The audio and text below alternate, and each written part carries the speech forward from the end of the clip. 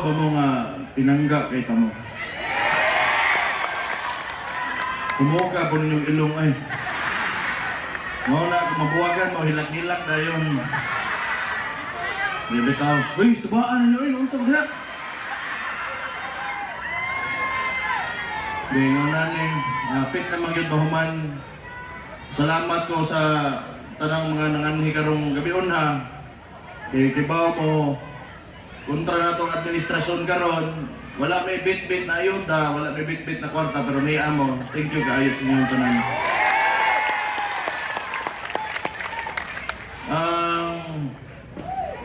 Mga magsugod ha.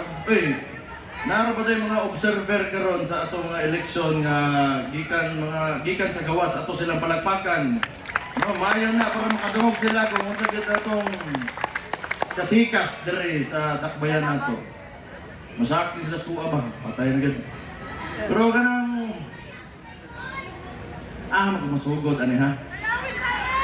Inya na mabot ani ha. Diba mo? Kaning tanan nganong naabot ta sa ingon ani kagubot ba? Wa magilaing hinungdan ana.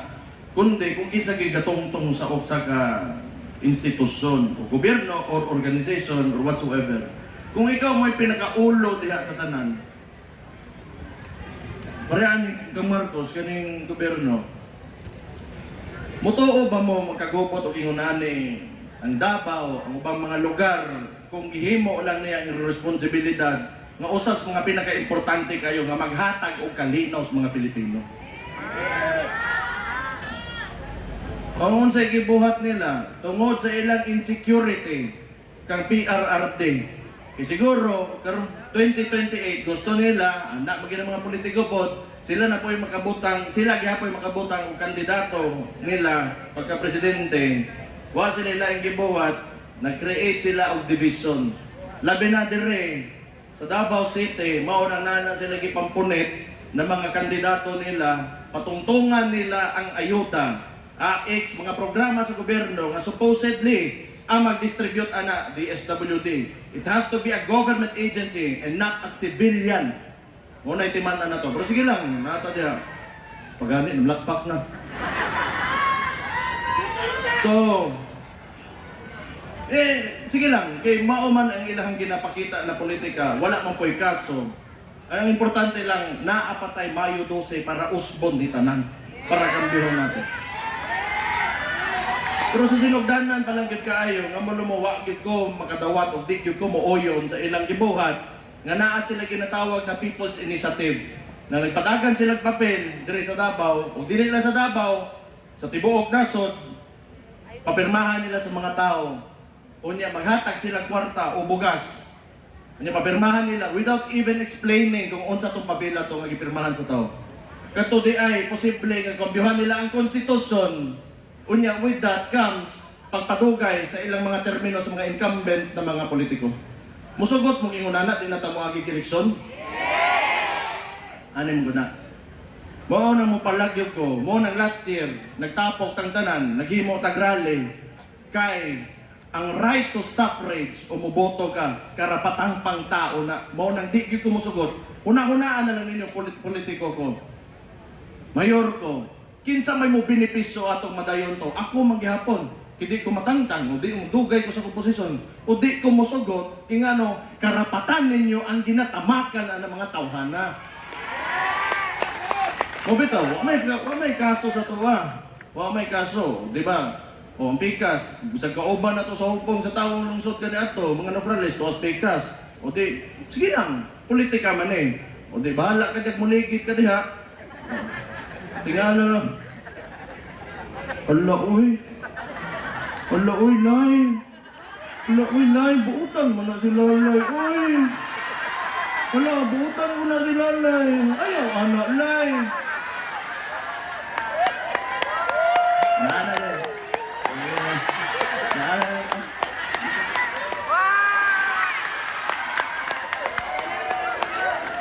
Kuya, uy.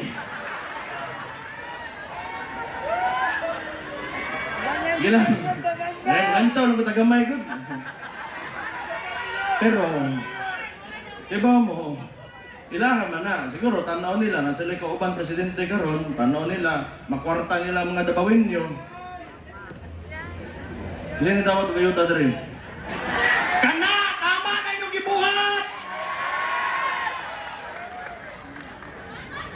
Di, waagin natin ninyo tanan, siguraduhan ninyo mahurot na total, wala may laing gipakita po na pamaagi ang gobyerno kung paunsa sa mukumbinsi og tao para pilion sila. Pero ingnan ta mo, kanang kwarta magod, lami man na, tural, isa may di ka kwarta. Kung naa magoy karon o kaugmaon, kung gusto nimo long term gyud ka, ang nahitabo magod karon, excessive ang ilang allocation pag-abot sa mga social services. Kunya wala sila nagbutang mga infrastruktura. Unsa may kahinanglan, okay, sige. Mga third world developing country mo ng Pilipinas. Di na ito mapili ito sitwasyon eh. Pero, unsaon na ito mga anak kung wala yung mga eskwelahan gitukod? Unsaon na ito mga apo kung wala sila tulay nga tabukon? Ang mga dalan, guba. Ang karon o kaugmaon lahi na. Ang ilang gibuhat kay gusto nila, usbo ng huna-huna sa tao, pinaagi sa kwarta, ang tanang budget sa gobyerno, gibalhin nila, gimaniobra nila padung sa ayuda. Kay tanaw nila, mapalit nila ang Pilipino, pero mali ka na, kay sukad si Roddy Duterte, na imong presidente, namat ko na ang tanan. Awan na sakit itong mga observer diri ba? Tinood man. Mo na ginatawag nato nga traditional politics. Ang mga opisalis ninyo, mangitag kwarta, magpasuporta ang negosante, mga petal, para mudugay diya, pag-abot diya, unsay masoyop sa gobyerno, may i-rolling sunod eleksyon.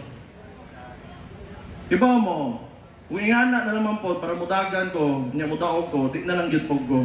Kaya akong kahinanglan ra gyud, kusog na ko para mubangon ko ta adlaw, para buhaton akong trabaho, suporta ra gyud sa mga tao.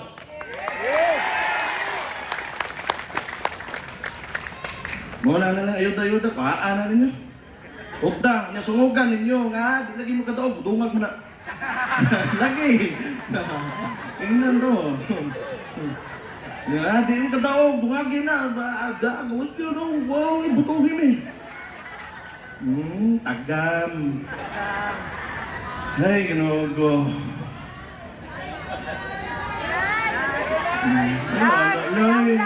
Ala, uy, lain. Butan mo na si nanay. Sabi yun. Ay, Diyos ko Lord. Pero diha ba, balik ko kang Marcos, bakikisama kitong giniitan ka na. Sila Carlo, okay ra na. Demokrasya ni. Demokrasya ni, mo na ilang pamaagi. Pero kani si Marcos, kanang ilang mga hakbang, anong papirma ka, magdugay ka, gusto ka mahimong diktador. Parehas imong kaamahan, kani adto nga 27 ka tuig na pondo dire. Nga di gusto magpapili, di na pwede. Bisag kaming tanan, including me, ako mga kauban, tanang mga gusto, mulingkod og posisyon sa gobyerno, agi yung kag eleksyon. Kay ang tao mo butang o ang tao mo piliin sa ilang gusto ibutang rin.